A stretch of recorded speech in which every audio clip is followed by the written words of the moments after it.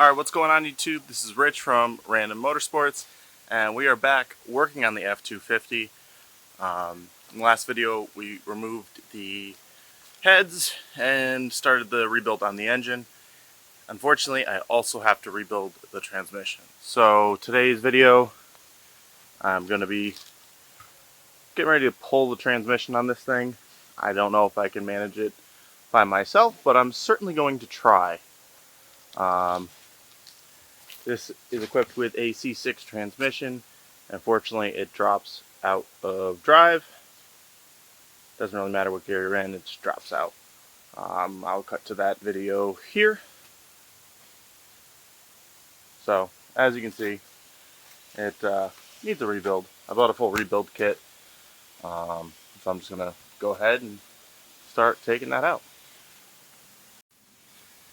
Okay, so I think my first step in getting this transmission removed is going to be getting off the drive shaft. Hopefully this all comes apart nicely. So far everything in this truck has been okay, minus 2 manifold bolts, but we're going to start by removing these U-joint retainers. Got 2 bolts here, 2 bolts on the back side, and hopefully those all come out.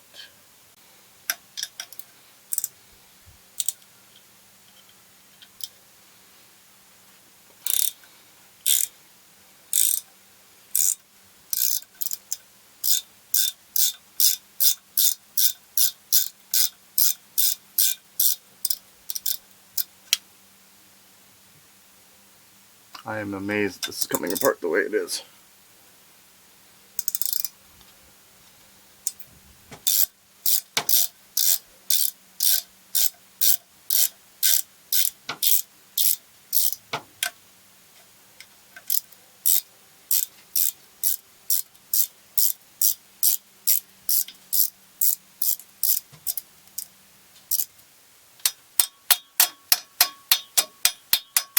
I need an actual hammer for that one.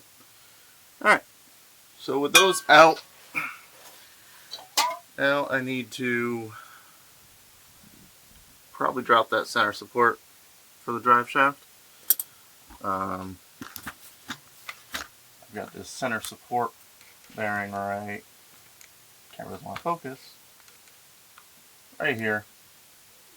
That is going to inhibit me from pulling this drive shaft out, so I'm going to go ahead and hope that that comes out. I got, it's like 2 3/4 inch bolts that hold it in.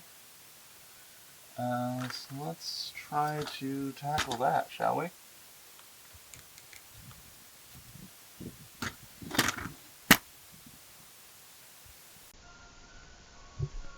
Okay, for some reason here I thought it was necessary for me to pull the front clip off and pull the engine out in order to drop the transmission out of this thing.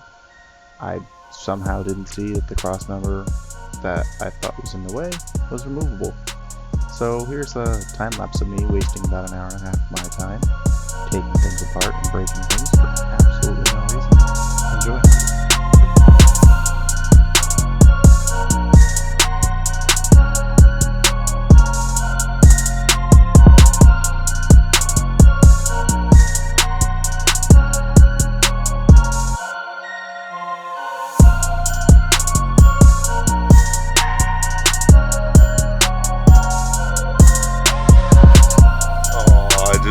Bolt, man. That's not good, man.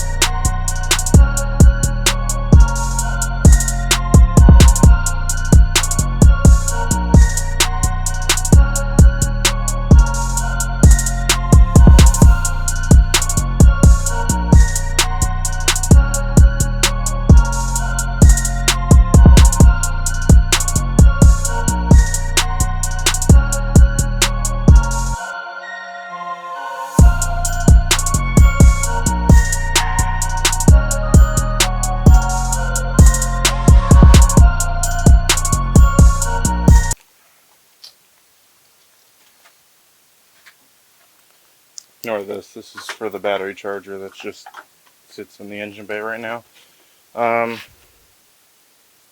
Yeah, wow. I really get to see what I'm working with here.